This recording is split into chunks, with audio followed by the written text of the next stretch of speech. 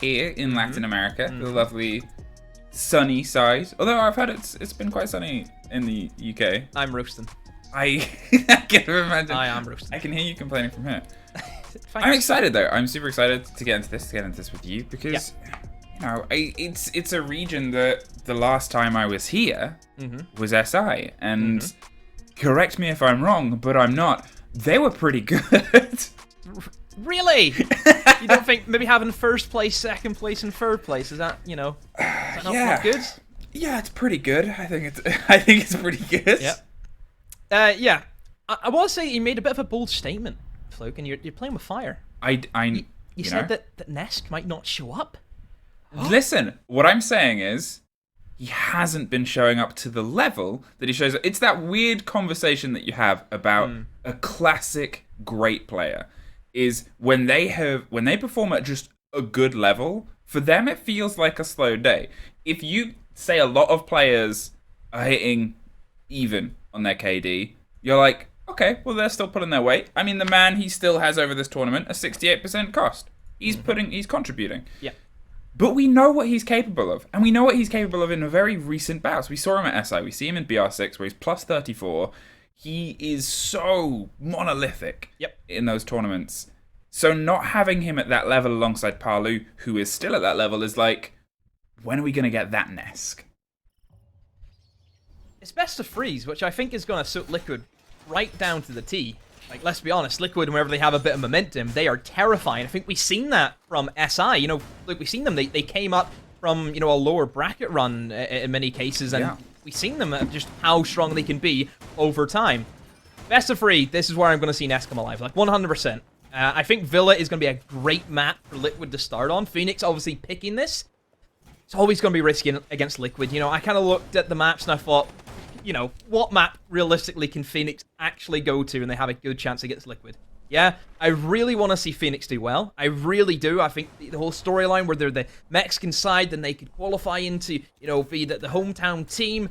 Amazing, the fact that they beat LATAM teams to get, or they beat Brazilian teams to get here. They beat FaZe, they beat Black Dragons, almost beat Team 1.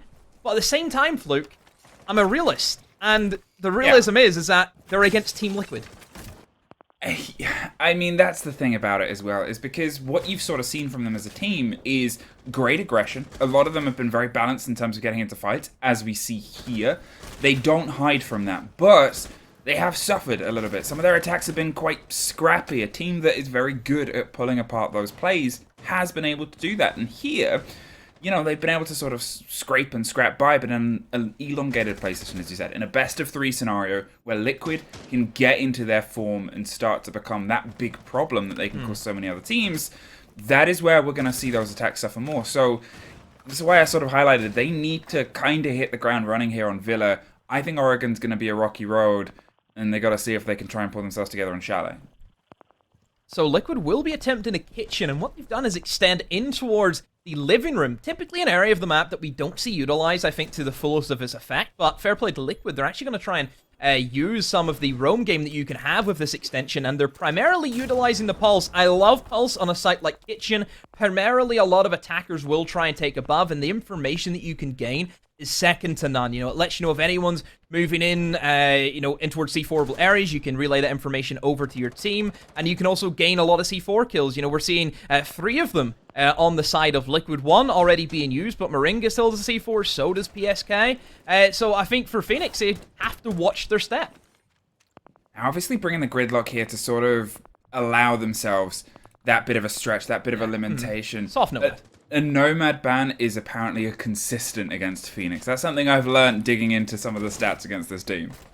Yeah, whenever teams are always relying on the kind of flank calls, I think for a team like Liquid, where we know they can have some amazing flank opportunities, eliminating a kind of crutch operator from Fenix is always going to be a great pick. Speaking of picks, first ones do rattle out. It will be a 1-for-1 trade, and now it will be a 4 versus 4. And with 40 seconds to go, Fluke, Fenix are going to have to try and go straight into site via Memorial Room, and here comes Zig. Let's see what he can do with the buck. The C8 will land the headshot on the PSK, and he's directly into the heart of the bomb site. Where Liquid, where can they respond? There's your response, Palu. What a great swing from China. Well, Parlo is digging his way in here. There's one either side, and he doesn't quite know it. It's Pixie who's able to light up on the other side. Moringa has a bit of a run left with Sexy Cake on the top floor. They might not know how isolated this is, but those smoke canisters are already well gone, so he's going to have to get in a confrontation, and he does not expect it. Luxor, round the back, gets one more, gets the diffuser, and hightails it to the window. Moringa is waiting in bay, drops, no! Pixie swings through what should have almost been a bit of a sure thing, but the prediction came out. Oh, I think the game sense realizing, okay, nobody's in the heart of bomb site, nobody's behind us in the flank. It has to be one place, and it is the pantry. So I think well done to Fenix for gaining the information, and yeah, I mean, what can you say? Fenix, very, very scrappy, knowing that their whole idea of top floor takes just wasn't working out for them. What did they say? Hey, let's just try and push in, get the kills. And I think you have to highlight Zig. The fact that he won this engagement specifically was a massive fluke. If you kill that main anchor, it just opens everything up. And I think as a defender, especially if you're off site, you know that your main anchor in sight is gone. You start to panic and realize, damn, I have to get back to site. I think this is exactly what I was talking about, though. Okay, we're looking at Kitchen as that sort of first hold. You're looking at one where it is a little bit loose, and to be fair, if any site on this map that's generally in the standard 3 is going to open itself up to that sort of mixed bag aggression where you have somebody's pushing over the top, somebody's from Memorial, potentially up round, obviously, the wine stairs towards the basement as well. It's that site. But here, how they can try and apply that methodology to a site that is, I would say, a lot more claustrophobic. When you're trying to make your way up via red, you've still generally got to get control of the brown stairs too. You're looking at a bit of limitation. So hitting the ground running, getting some momentum, getting some fierce and force behind them is 100% going to bleed into the energy. You saw it in the cams at the end there. They know how important making sure that they hit this pace is, because, as we sort of talked about, it's only really a matter of time before Liquid find theirs. Phoenix need to come in and try and take all momentum away from just get in there, use whatever you can. If you want to target one specific player who you should be scared of, I mean, I still think that should be Nesk. But then again, it might be Paulu, or maybe Sexy Cake, or maybe Maring, or maybe yes. Okay. It's very, very difficult to try and target one specific member of Liquid whenever we know all of them have their insane moments, and that's why they are one of the best teams in the world, because they can all show up at any given time. But for Fenix, who do they look to have these big performances? I highlighted Bope. I think you'll see more of him on the defensive half, Luke. I think that's where you'll see him really come into his element on his main smoke role. But at the moment, it seems to be Luxor already, 2-0. It's the start you sort of want. We saw how early he was into Mudroom as well, and trying to instantly sort of put pressure onto Liquid, force them back into these situations. They're more than aware that Liquid is going to play this loose game. As you said, it is a team of such high talented historic players that they're confident, they're kind of comfortable anywhere, but it's finding the pace that is sometimes a bit of the slow in the start of their game. Here though, the start of the Goyos popping around the top of red, they're looking already for the angles around the study side. As I said, it's a lot more of a claustrophobic take. The Buck is going to be trying the best to work underneath, but they've still got to get control of the top of round stairs, and Nesk is the first that's under fire around that area. Yes, a classic hold from Liquid holding in towards those main stairs, and Nesk will win an engagement against Pixie. That was the sledge outside a study window, and a very important one, as that's 2 sets of nades gone that realistically they needed, and here comes Nesk with a swing. Looked as if Boat was after a quick peek in towards the man at top of main stairs, and has not worked for him. Lux didn't get that kill, but eventually will finish off Sexy Cake. A little bit surprising that the first spray didn't kill him, but there's Paulu, eliminates Luxor. Liquid's just playing their top stairs hold, finding the kills. Not much more you can say, Fluke. It was a lockdown. It was almost a flawless round, and don't mention lockdown, please. Okay, yeah, sorry. I'm sorry. It was a vault. It was a solid vault, and nobody could get in. And I think that was one of the things that we expected to see. I had that sort of question and curiosity because where we've seen Liquid at the best is sometimes on their defenses, and you're on a map that is historically good for good defense teams, good control teams as well. The map itself is a funnel in certain sites, as I highlighted here. This site as well sort of still plays towards that beat. You can offer yourself a little bit of a stretch and a roam to move underneath, but not to the same way you can in kitchen.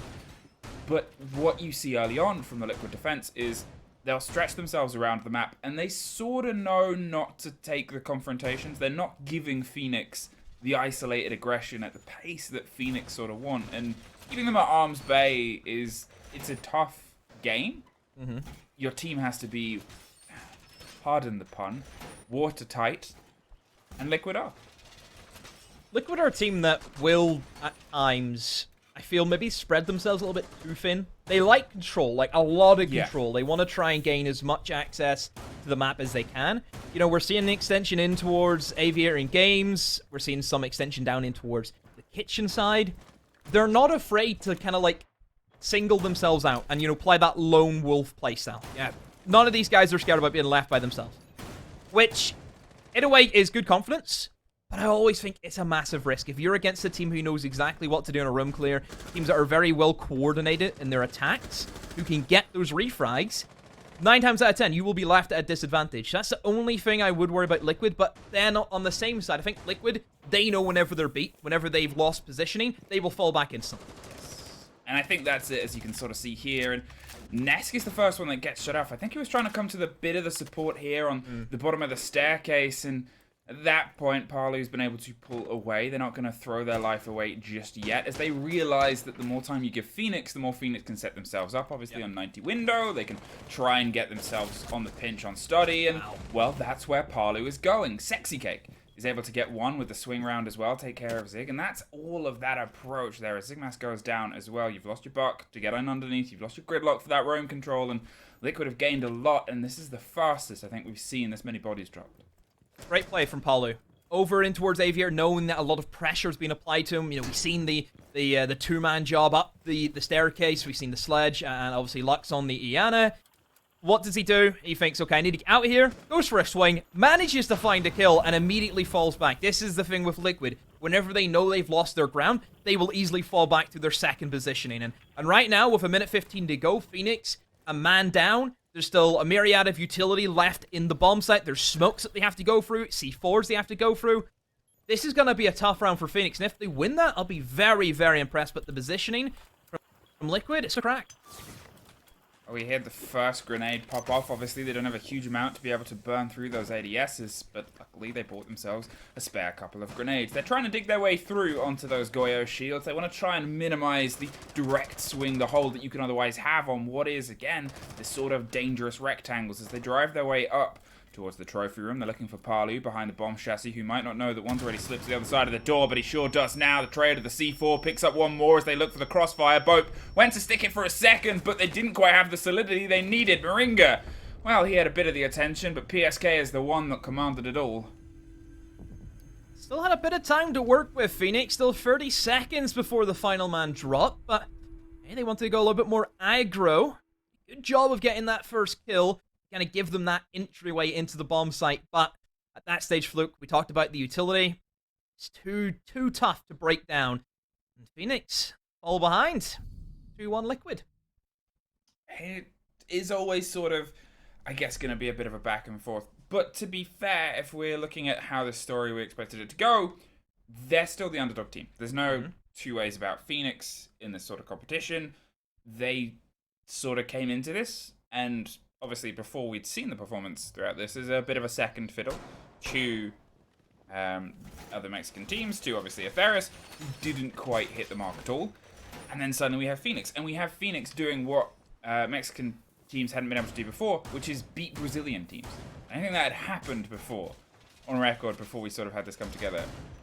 But still, that you've got to keep that in consideration here, and you've got to keep that in consideration as this is a team that has bitterly fought, and it's going to be a long day for them. But I'm still expecting it to go the distance, if that makes sense. I think whenever Fenix get in the defense, they will be a lot more comfortable, I feel, especially map like Villa, which I know the old kind of easy thing to say is all Villa's defender sided. I don't think it's that clear cut now. I definitely think the attackers have a lot of things to go with. I think with the addition of Flores in the game now as well, very, very strong operator for this map specifically. Haven't necessarily seen that come out, and I don't think... I don't know, do I want to say, do we think we'll see it? I think Fenix would have brought it out by now, if we were going to see Flores.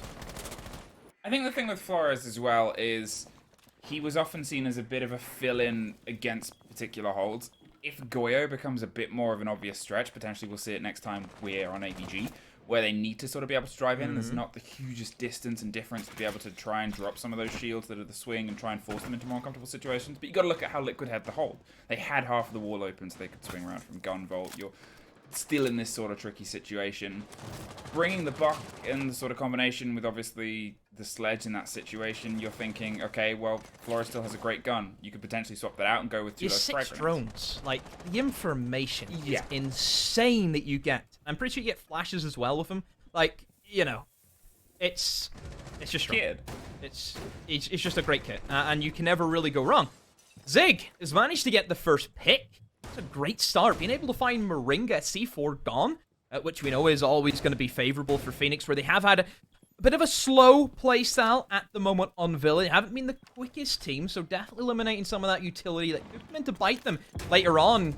Great to see. I don't know if that nade was meant to go up above, or was it supposed to go over and trying to kill somebody in kitchen. I'm not too sure, but still, Nesk is alive.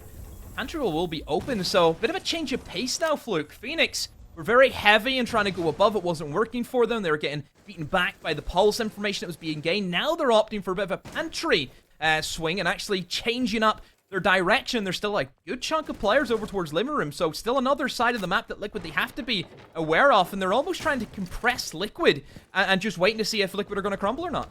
Well, one of the things that we need to take into consideration here is Sexy Cake still on the board with all of the canisters. Now, he was one of the last that was sort of fighting the fight before, but had nothing to be able to do it from the long arm reach. Here above, we've still got Parlo as a bit of support. They can try and offer those. You hear the first that pops just towards the entrance of the pantry, and that is entirely going to suffocate the potential push. Pixie, though, is able to drive his way through, with Zigmas finding one more. Bob's going to try and stick the diffuser in the meantime. Parlo tries to peel back and pull something back into the hands of Liquid here, but with Fenix getting the plant, it's suddenly all down to Sexy Cake, and I can talk up those canisters all I want, but he left with 2 of them still in pocket.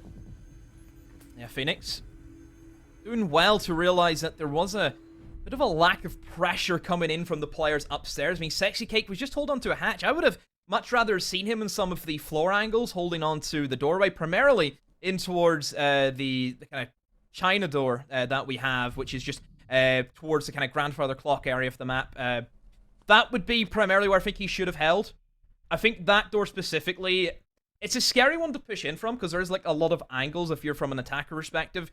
And I think just having that one player holding that door, it relieves a lot of the pressure that I think Nesk was under. Nesk was under a lot of pressure, wasn't many safe areas for him to sit in. And I think that was ultimately what kind of cracked Liquid. They just didn't feel comfortable in that setup. Okay, AVG, we got to double down and swing our way back round, and we saw a bit of creativity there from Fenix. We saw an alternate style of push as they were able to get the early body quite quickly and then try to force themselves in a slightly different route here. And I'm curious to see if we get a different style across, because previously, they sort of didn't pay much attention towards Master Bedroom. They went for a clear underneath at first, which, to be fair, when you've sort of got that buck, that is what he does very well. But with the pre-opened reverse angles that Liquid are playing, I'm thinking of maybe a little bit more attention to the lateral push rather than the verticality. You might be able to wield them that early body, but they're so good at building them. Liquid will realize that Fenix had no intention of trying to challenge players upstairs, which I think is great for Liquid. Liquid want to have that control. That's the reason why they hold those certain areas, is to give them that freedom. If they had known that everyone from Fenix was pushing from, you know, the first floor rather than the top floor, probably the roamers would have been a little bit more aggressive. But it is what it is in hindsight. We can see all of this, Fluke. You know, we can now sit here and analyze on it. It's the joy. Yeah, in the heat of the moment, you know, you give them the benefit of the doubt. I feel for Liquid now that in this bomb site, they will realize that, hey, Fenix have not been too strong at holding this one in terms of the main stairs, so they'll probably try and change up their playstyle. And that's exactly what Fenix are doing. They're changing up once again. This time they're pushing in from the Astro side of things in towards Stature. Liquid are onto that straight away. Unfortunately, they have lost Nesk, who was just looking the wrong way. He was hoping that somebody would come up from the bottom floor holding onto the hatch, but nope, just directly into bathroom and gives himself up quite easily.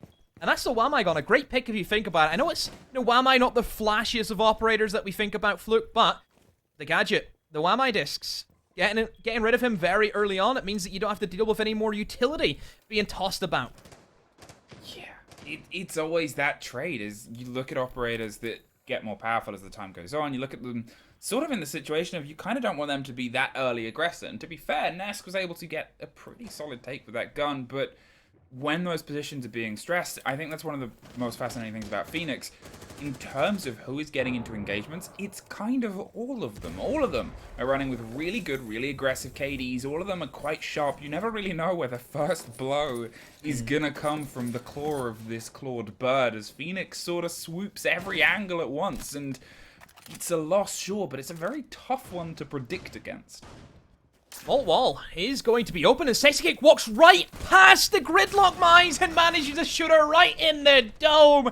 Sexy Cake just tanks it. I mean, fair play. The nerves of steel to go for that play, but it's worked out for him. And Fenix, they've opened up their vault wall. That's a great stand for them, but now they're actually going to rotate 2 players towards Study. Is that the greatest play? There is still a myriad of utility being held towards that main stairs. They did not eliminate the player at top main. He still has his shield, and Paulu can go crazy with a shotgun. Unfortunately, will be eliminated, though, as Bope is pushed in via Study, and a swing comes in from Sexy Cake, but he gets denied. A lot of pressure on PSK as it's just him, a 1 versus 3. Phoenix are in. They're trying to plant this diffuser. Can they get it down in time? A great angle being held by Bope. And that's enough to give the cover over. Fenix, I was worried for them for a minute, Fluke, but the sheer gun skill has seen them over the line.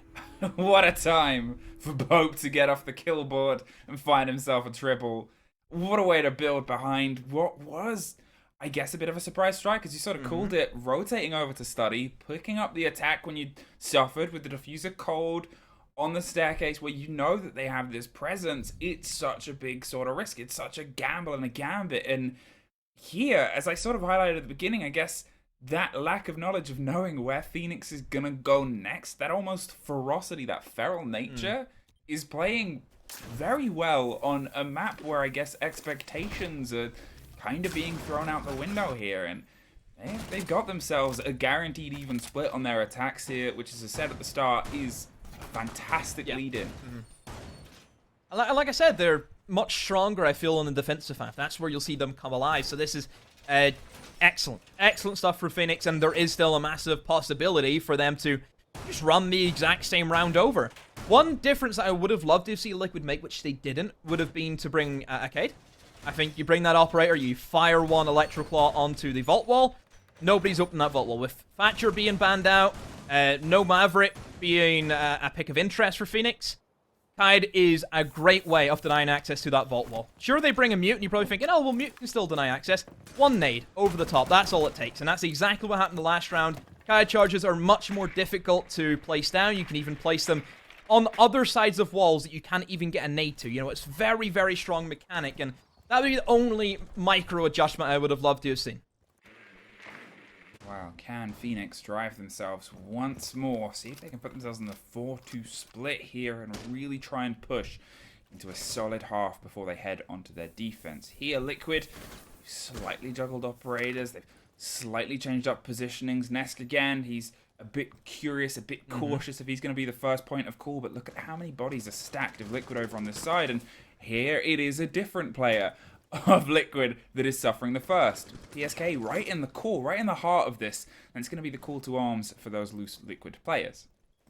Good angle though from PSK, and I'm not sure if Zig's going to be ready for this. Let's see, nope, just decides to back off, and PSK gets thrown out.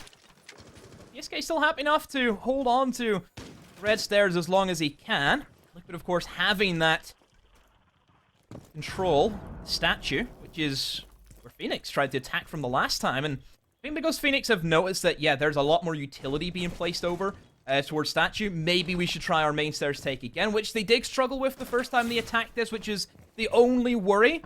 But Liquids, of course, being able to extend over towards statue, now they don't have as much pressure being applied to this side of the map. Well, can Moringa dig in on this far side? And I talked about how important that early body pick has been for Fenix so far. This time they haven't been able to get it. It's sort of building that bit of a mantle of success, I say. as Luxor drifts, drive-bys, and defies a bit of gravity there. Is able to take that early body. Now that puts a lot of pressure onto Moringa, who's holding himself in quite close behind the Goyo shield. That gets popped. He's in a very tight and warm situation, and they're waiting for, I guess, just a little bit more intel before they try and pull themselves back. Great pick that I think Lux have been able to do consistently as well. This entire map so far is just find those opening picks, get those big players out of the way, and certainly PSK on that Jaeger, trying to play those vertical angles. It's always going to be a great one. Nesk, again, the aggressive nature that this man has right now, Fluke, is second to none, and it's paid off for him again. That's twice he's dropped the diffuser carrier, but that absolute flood of bodies up through a smoke there, it's done a huge amount of damage. That does a little bit more. There is one very important kill there for SexyCake. Has the C4 in pocket, can deploy some of that damage, and is looking to try that with only 10 seconds left. You may as well at this point. Throws it a bit premature though, and you can see the bit of the spread. Parlu loses the fight on the backside. Isolates SexyCake in the middle, who gets the diffuser carrier, dropped to the ground! And Liquid get themselves the even half. SexyCake. Wow. Wow. Was worried. He kind of mistimed the C4. I was sitting there thinking C4, a couple of seconds to go. Easy 2Ps. We see those happen time after time from this man. But just missed it. But then still makes up with 2 kills. Didn't even need the C4. Just uses the Vector to great ability. Lux, very, very unfortunate to not just have the bit of time, because, SexyCake was in a very predictable angle. Definitely winnable. If Lux had an extra 2 seconds, we could have been sat here at a 4-2 split, but just as the time has ran out, Liquid have redeemed themselves at least. Even split on Villa, which I think is kind of the norm these days. They dig in, they find some necessary energy before the turn of the half, because if they found themselves on the back foot there, that was Fenix's to clutch out. And sure, you are the expected victors of this game, but you cannot let that slip away, because Fenix have already proven that they're here for a fight, and they're going to make sure that you are well aware of that. Now, can you structure yourselves on your attacks and try and put some pressure here onto the map that is otherwise obviously theirs, and drive towards Oregon, which is, for, as I said, historically, Liquid, kind of theirs to take away. I see a fun operator. I like to call these fun picks. Fun Luke, picks. And that's morphed on the alibi. She's about to get 1.5. Yes. That's going to be good. But not yet, which yet. I think is the main thing. It's early. It's early. Yeah. Alibi is an intriguing operator. I think her kit, very, very strong. The MX4 Storm, great weapon. Has the impacts, has the shotgun. Great for site setup. Shield is being chosen by Morph. But I feel the gadget is still the weakest part. Definitely up there with one of the weakest gadgets in competitive for the defense. And that's where I think other operators might be, better picks. Because you're essentially relying on this player getting kills and only kills, which is never the most consistent thing. And I don't think a fair thing to do to any player. No, it's that sort of weird balance of, okay, well, what do we sort of build here? Goodbye. Pixie, a very early and well put together take there. That's going to sort of be a bit of a pull to arms for the rest of the players on this top floor. Fenix are going to have to try and pull back. SexyCake is waiting to catch anybody that got a little bit brave and a little bit bold, but nobody is otherwise in that situation. Droning ahead and consistently pushing with Palu, doing the same thing on the floor below. They are really trying to force Fenix into an uncomfortable situation here. Jackal, great pickup, I think, for Liquid. Whenever Fenix are not afraid to try roam strategies, Jackal's going to be a great operator to find the information, put the pressure on those roamers. Roamers have been dealt with, of course, as Liquid have gained control of that 90 corridor, where Ness can set himself up to perhaps try and explode in towards Statue or in towards Trophy, whatever one he wants to pick. Liquid now rotating over towards Bedroom, so they will try and attempt the more standard take, opening up in towards that triple wall. There is a little bit of pressure being applied, though. From Fenix, we can see a closet hold, which is very common these days. You'll see teams play one man inside a closet, and Fluke, he's essentially there to, I suppose, just a suicide hold. He will eventually die, but he's going to try his damnedest to get as many kills and waste as much utility as he can. That's it. You just have a big burn through. You just have yourself in the situation. It's being pinged out, and we've already had a demonstration of how talented they can be with grenades. But with 45 seconds left, Liquid have to start thinking of their execute. They've got to start thinking of their exit strategy here, because they're a team that can do it very well. You know, that's a focus. And there it is, the drive round onto the backside of Trophy as they win a fight on the opposite side. Sexy Cake is actually going to thirst a little bit further for more. They've got the diffuser. They need to try and start thinking of other ways, because the longer they're at, this is what comes back. The grenades over the top. Moringa gets a kill, and Sexy Cake finally tries to stick it in the close corner there, with Nesk offering all the support that he can. But Morphed has gone for the rotate round on the opposite side. PSK's on the window just behind him. He's entirely isolated and cut off by Liquid players, but he somehow sneaks through. Gets the first. There's Bope underneath, getting one more. Sexy Cake, however, has been able to drop off. They're long-arming it. He can't quite get the shot. He's pre-firing a little bit wide. He finally finds it just 27 seconds left. Sexy Cake underneath, under pressure. PSK just pulls that one out. Nope, I can't do this. I can't do this already. No, this is way too much. Bit of a calamity round from Liquid. Great execute. We've seen Sexy Cake and Nesk drive straight in towards Trophy, explode into the bomb site, in a great position to plant. Sexy Cake, a little bit greedy, like you said, Fluke. About 10 seconds him trying to jiggle peek, find a kill where he had the diffuser, could have planted way earlier, planted in a corner, which they then opened up to try and hold from below. Somehow, some way, Morph has been able to swing into the bomb site, get the kill onto Nesk, then almost pull off one of the best diffusers I have ever seen, and just by the skin off their teeth, Liquid have been able to down him and win the round. It was about 0.6 left on that diffuser there, and to make that call, because obviously we saw the Mozzie get into the fight almost instantly after, so the Mozzie had set off at that point, wasn't watching from above. They said, I'm just going to go for this. We know that, like, ooh, that was close, Liquid. That was a bit uncomfortably close. Yeah, I don't know. I don't know what to say. Okay, interesting from Fenix. Right off the rip, they have fully reinforced the four walls inside of AVG.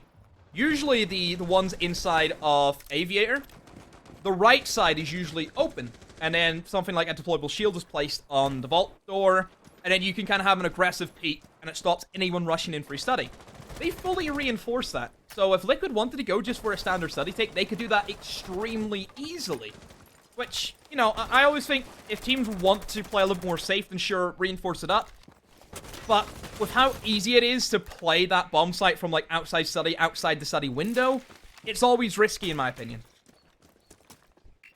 Wow, Liquid, you've been able to drive yourself into the lead, but so did Fenix on their opening attack, and from then we found ourselves at the end of an even split. So, can you do the seemingly undoable and get a buffer of a round, get a second in a row? Nesk sees a body that was potentially going to swing around as the pings come out. They're actually able to slip away. Morphed on the Kaid finds themselves in a semblance of safety and pulls themselves further and further back before more pressure came towards the capitalization on them. They're not quite throwing themselves in as that multi-pronged attack that Fenix were doing. Liquid are making sure that Nesk is steadily droned ahead. Yana getting droned in whenever she can easily do it herself, which she is now going to do. So Nesk finding out the information. 1 on 90 it will be the Cade, but has slowly moved his way back. And Liquid just looking for your normal 90 take, opening up that vault wall, and then they'll usually try and flood in and plant right beside the vault door. Flores, this is the operator that I feel is extremely strong on Villa. The utility that I feel is placed for a lot of these teams who defend this bomb site. It's very difficult to deal with. For example, what we're dealing with right now, we're seeing a Melusi charge right in the middle of a corridor. Running into that and trying to stab that is not going to be a possibility, so operators like Flores can make quick work of that. The information that you're going to also gain from the Flores drones is second to none. 6 drones, like I said, his 4 explosive drones and his 2 regular drones. Sexy Cake, unfortunately, has been picked off. A quick aggressive swing from the Jaeger. He's still alive, though. He can try and get picked back up by Polu, but that is going to waste just a little bit of time from Liquid, and with 45 seconds to go, they haven't really got any pressure at all, and it's going to be a little bit difficult, I feel, for them to actually execute into where they want to be, which will be that Aviator. Yeah, it's a steady block of the four walls, as you pointed out before. Sexy Cake's still going to try and find the fight, and then remembers they have 2 grenades in their pocket. First goes a little bit too deep, but they use that as the cover to hop in, as does Nesk, who gets the double with Palu finding one more. A flawless for Liquid, who drive themselves into that buffer. They have that round between them, and they only have 2 rounds that separates them from taking Fenix's map. Very strong from Liquid. Starting off, clearing out roamers. I think the pick and the echo is so crucial. We see how strong echo can be, and whenever Liquid, at times, the round, or the time counter can kind of get away from them a little bit. Echo, very, very strong operator to deny them, but thankfully for Liquid, they got rid of the echo early on. So far from Fenix on their defense, I think a little bit more aggression would do them well. It looks as if they're letting Liquid run the show at this stage, which they shouldn't do. They should be bringing it to Liquid. They should have nothing to be scared of Liquid. I think they've shown in their attacking half, Luke, that they have as good as gun skill as what Liquid does. Yeah. Where's that same aggressive nature that we've seen from the attacking Fenix? Where is the now aggressive defensive Fenix? I think that's it, and I think that this lineup, sure, we're on a side that we haven't seen before, but it sparks a little bit more joy in me in terms of stopping the approach that we've seen. Mute against a Flores. If a team is going to continually blame Flores, you have to pay attention to that. You have to look towards other options. The Mute, obviously, on the board for that situation. The Aruni to get yourself a bit of a stretch and a bit of a control as well. So just burn some of the resources. We've seen how resource-heavy Liquid are on their approach. We saw an Iana being droned by about 3 drones. They have to find ways to try and remove that. And I kind of hope to see more of this lineup on the other sites as well. And I want to see a bit of an extension into, as you said, you've got to find responses to what is slowing down Liquid's play so you can bring your own pace back into this game. Rooney, very, very strong operator in the current meta. I think great in many uses. Can be a roamer, can sit on site, you know, with a very strong gun, can go on a roam game. I think the laser gates, or laser gates, if you're Tim, I've been working that, I think, all invite. I think they're able to get a lot of them in. Yep. I think the kind of, it's a bit of a soft, like, Jaeger / Wamai kind of thing going on as well. So, very, very strong, with a lot of utility, a lot of opportunities to really make her shine. This is such an extension here towards, obviously, the rest of the first floor. Sometimes you'll see, you know, maybe a body playing in library, and then they'll pull themselves back via mudroom and head back to the site. But here, they've fully set up inside. They have that little central vault reinforced. The wall isn't quite able to be swung around from the library side. It's tough for them to sort of dig in and get this Aruni out, and they're just going to try and formulate a way to get some control elsewhere around them, put them into an uncomfortable situation. But I believe the hatch was open, and they've taken that as a drop, potentially, and that's able to, I guess, buy themselves a lot of time. 1:30 wasted. They've slowly got a bit of control here, but there's still bodies, there's still angles, there's still holes for them to use. So, Liquid, very thorough in their drone work, and they will spot out one player upstairs in Astro Palu. Playing by himself, and that's, again, another highlight for Liquid is, on attack, they'll just let players walk about wherever they want to go. As long as they have the drone work and they're comfortable in what they're doing, they're happy enough to sit and play their own game. And Palu rewards Liquid with an opening kill. Zig goes down. And Palu potentially get a second no, but will have that swing. Palu gone. It's going to be a 4-4. 50 seconds to go. Liquid begin their remodel of that top floor, opening up the angles and clearing out anyone who may be lurking inside of Dining Nest. Great reactions. Maringo with another. Looks as if Fenix, they tried a little bit of aggression, Fluke, and it's actually punished them. Yeah, things have otherwise sort of slipped away. Obviously, they're on a site that doesn't bode itself well in terms of getting in on the steadier hold here. The spray comes up through, but Morph suffers more than Moringa, and there's Sexy Cake to lock it off. Puts them in a 1 versus, well, a 0 versus 4. Puts themselves on map point 6-3. 4 threaded in a row. Only 1 more to go, Liquid. Very confident Liquid. And I don't even think Liquid are doing anything too flashy. No. It's just a safe siege, and Liquid, this is, as we know, a massive game for themselves. I know how much we've highlighted Fenix. Liquid want to be at the major as much as any other team, and I think Liquid are expected. You know, they have the expectations of qualifying for every major at this stage, with the form that Liquid have been on in the past year, we expect them to be at these events. Liquid don't want to end up as what's happened to FaZe. They want to come in here and get the job done. Whenever the pressure's on Liquid and they need to get a win, they will come in and they will get it.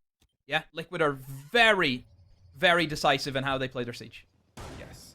I think that's the thing about it as well, is what we saw from Liquid at SI is they did have bad days. And I thought it was always, you know, it was that conversation of the best of one. What put them down to the lower bracket was a bad day at the office for Liquid. But one bad day doesn't equal a bad performance, as they then proved. They drove themselves all the way to the grand final from that. A bad day to a great week, I suppose. Yeah, exactly. And I think that was one of the sort of moments in the questions here when we sort of looked at the group stages, looked at the best of ones, looked how they had sort of shaped out for Team Liquid, and you're thinking, okay, was this a bad day at the office here? And, you know, maybe the fact that FaZe was struggling so much sort of went, or could it be potentially more? This opening map proves, no, this is still potentially shaping up to be a great week for them. Yeah. I've said it before. Look, we can sit here and analyze and how good somebody has been over the past 2 years, how consistent they've been. I don't care. If you don't show up on the day, you don't show up, and that is all that matters. Yes. That is it. If Liquid didn't show up a day, oh well, they didn't show up. Now they're showing up. They're winning their current match, 6-3 against Fenix. They've got now quite a big safety net. If they drop some rounds, they drop some rounds, but they still are in a great position, and Liquid have came in here today, and they know exactly what they want to do. They've played very basic Siege, but they've done it correct. You know, they're playing Siege. They're not playing fancy Siege, they're playing Siege. Yeah, and I think that's one of the things for when, you know, when you comment and you say something like, oh, they're playing basic Siege, they're playing standard Siege, that's a compliment. Because that's your fundamentals. You've always got to have the fundamentals of whatever game, whether you're playing a sports, esports, whatever. The fundamentals are the crux and the nature. Your gun skill, your communication, your coordination, your ability to drone and get intel and utilize that against your opponents. That's the nature of the beast, and then people get on top of that. But if a team is so good at the fundamentals, if they're so good at running those drills, they can play that game and find success behind it. That is entirely what Liquid are doing right now, and that, for the money so far, is all they need to do. Flores, showcasing one element that people forget, is yes, he's great at destroying utility, gaining information, but the fact that he is one of 2 operators on attack, well, one of 2, their main gadget, but obviously nades exist, that can physically move a defender out of a position. The only other operator who can do that is Capitao, and of course, like I said, anyone with nades. Very, very strong kind of characteristic that you can bring with this operator is the fact that you can move one roamer into an area that they don't want to be, right into the sight lines of an attacker. It's a bit like the way Jackal, people would play Jackal to move player from, you know, one position to another. You can do exactly the same with Flores. Wow, there's a bit of a confrontation right on the cupboard. You said that closet was the place where people sort of go to die, and they're digging in on that principles. Obviously, Bope's gone, Ness get 2, an early engagement that's sort of gone away from them, but talk of a player that's sort of stepped up here. Might not know about the body inside the bath, holding the close angle. They're ready to hop round and go for the spray. There it is, Sexy Cake finds one more, 13-4. They have been such a driving force, and sure, there may have been a situation earlier where they went for a couple of kills and didn't go for the plant itself, but here, well, they're trying to make sure that they can live behind that. The quick push past, Palu finds one, the skeleton key opens the heart of another. It's another 4 versus 1, but it doesn't last as long as the others didn't. 2 Liquid take the first map and put themselves up ready for the second. Another round where Liquid plays as basic as what we see from anywhere. Simply take it in towards bedroom, a bit of pressure towards red. They find their kills, and they find their map win. Villa goes in favor of Liquid. Fenix really struggling on the defense, where I thought this is where they would rise to expectations.